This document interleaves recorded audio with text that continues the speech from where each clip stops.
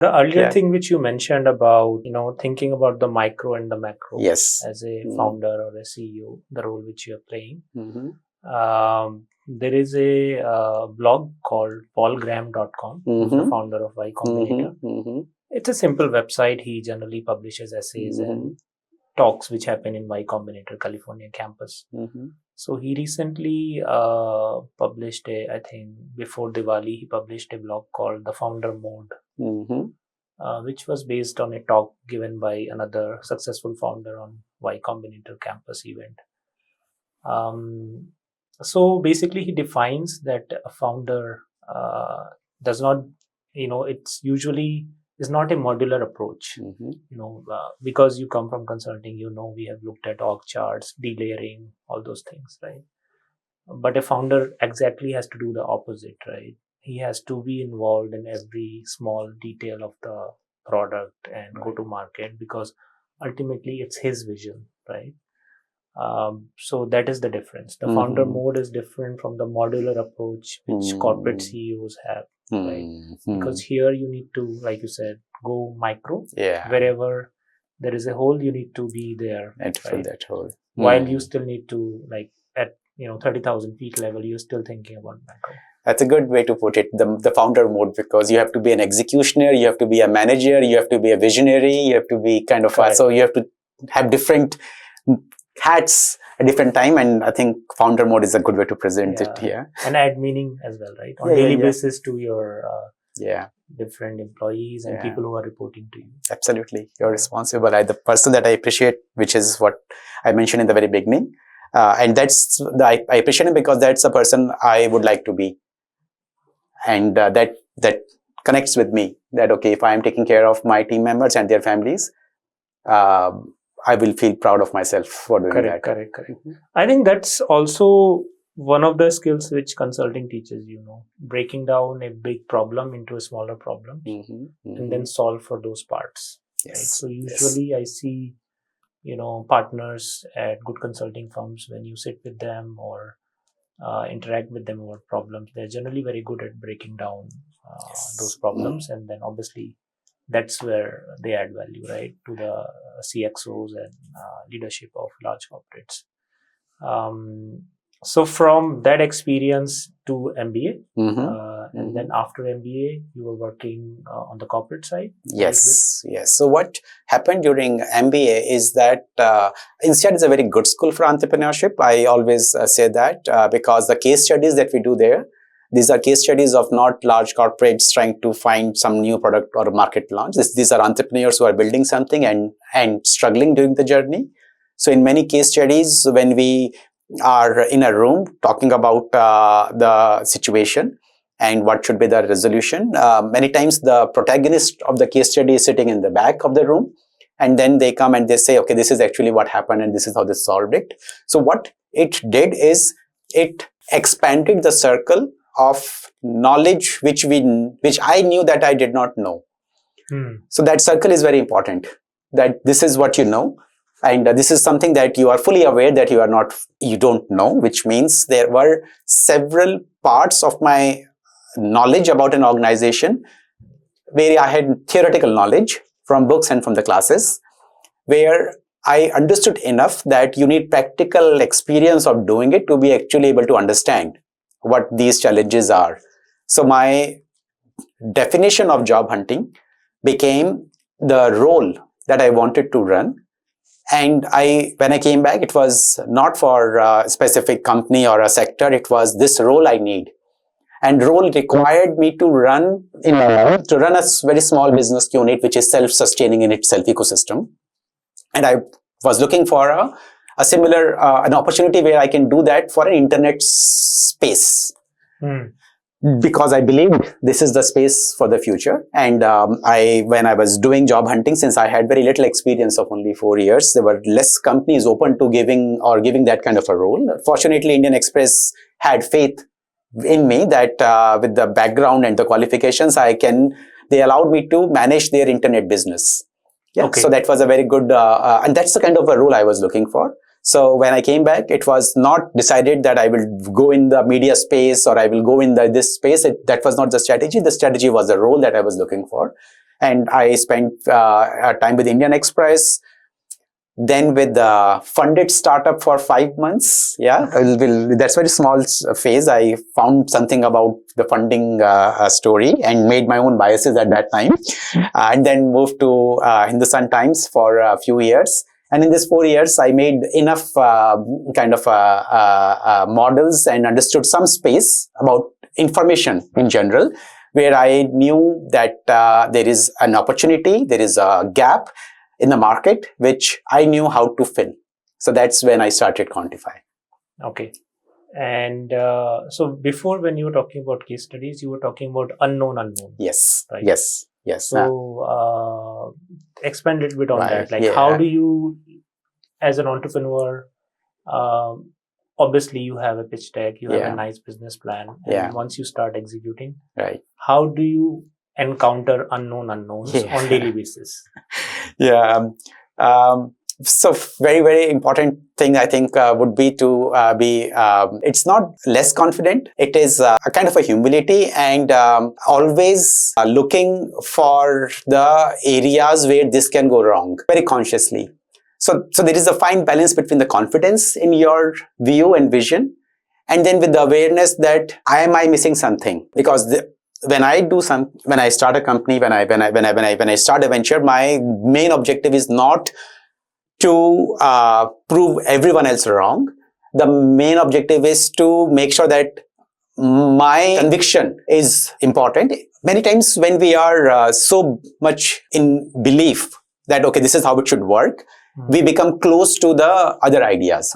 So how do you do that? How you stay open is you keep telling yourself all the time, if there is anybody who can help me find holes in what I'm believing, what I'm trying to do, I would like to know that right now, then later on. So that humility, with the openness of mind to take input without judging the other person or myself is an important area to expand that. And I think the foundation for everything else is the self-awareness. Where are you fully aware of your own strengths, or you have some kind of illusions about your strengths and weaknesses? And for that, I think one of the very good books that I've read, again, I think that was pre-INSEAD or during INSEAD, was Now Discover Your Strengths. Okay. So that's a Norman Lewis book, which has a way to help us understand what we're really good at. And one basic formula that I think I remember from that book was, if you do something and you don't feel tired, it means that's your natural. You are like flowing downstream. And if you're doing something and you're feeling tired out of it, that means it is not aligned with your core DNA and strength. How do you break this fundamental concept into the core strengths actually do you have? And then build your career or your company or yourself around your core strength with the full awareness of your weaknesses also. Right. So being aware of the weaknesses, fully open to this idea that my views are a perspective of my experiences. What I believe is based on my knowledge and experiences and what I've read or heard. There's a lot more that I've not read and heard. And I don't want to miss out on any opportunity. Correct. The people who fail in achieving what they're trying to achieve, I would like to learn a lot from them, what they would change.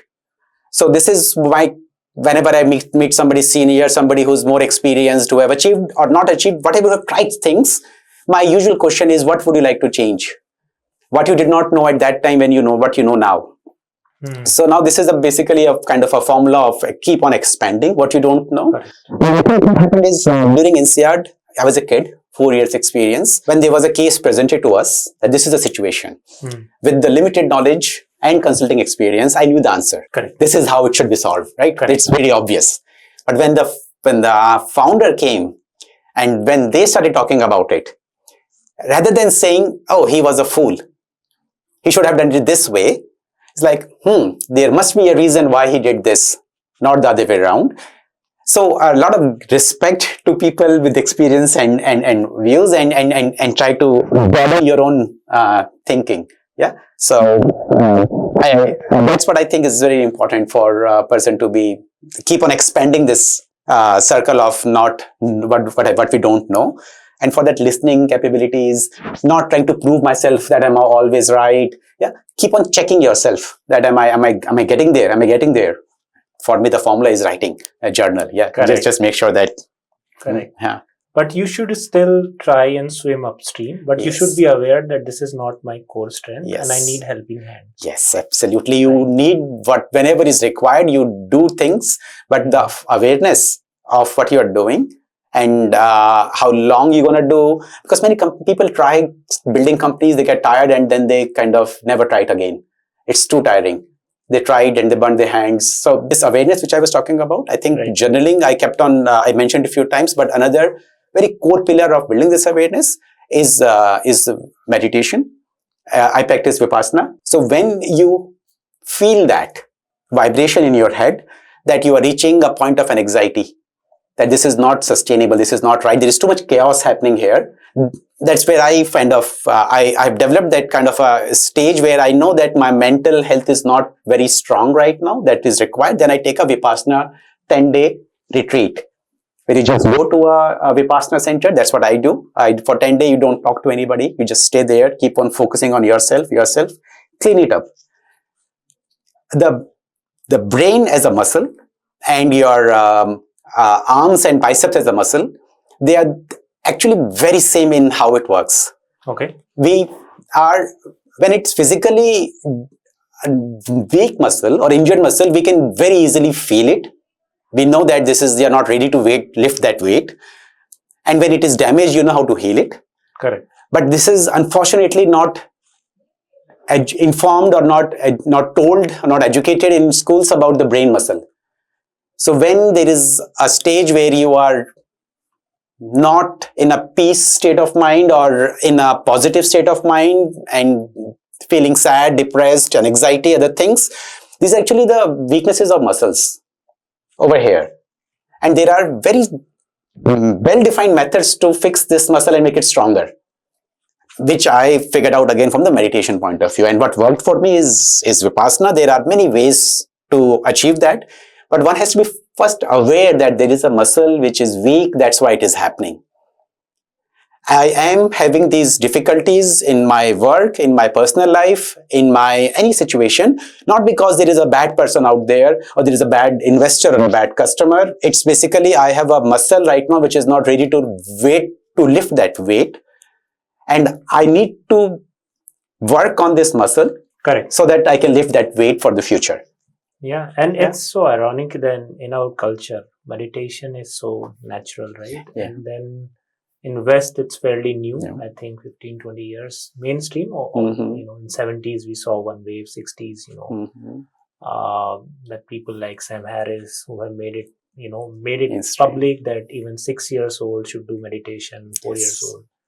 While in our culture it's very normal to do meditation, parents not having those conversations with these kids, because often I see them caught up in their own career, their own journey. They spend very little time with their kids, and so you can't be blaming schools. Absolutely. School has a place. Absolutely. Obviously kids learn peer-to-peer. Kids learn offline experiences, sports, many things in school. But a lot of knowledge still has to come through parents. Absolutely. Right? So unless parents are being mindful or doing those practices, I think we don't get to call out schools. Absolutely. Absolutely, I agree. And when I write about, again, journaling, is that when I say I am not finding time for something, I tell myself, Mohit, be honest, say that this is not your priority. Don't fool yourself. Correct. Because if it was important, you will find time for that. Correct. Be it kids, be it family, be it your specific technology area where you want to build more skills. Right. So sometimes we have to be very honest with ourselves. We are not most of the time. Right? And it's easy to blame school that this is what happening over there. Yeah. Yeah.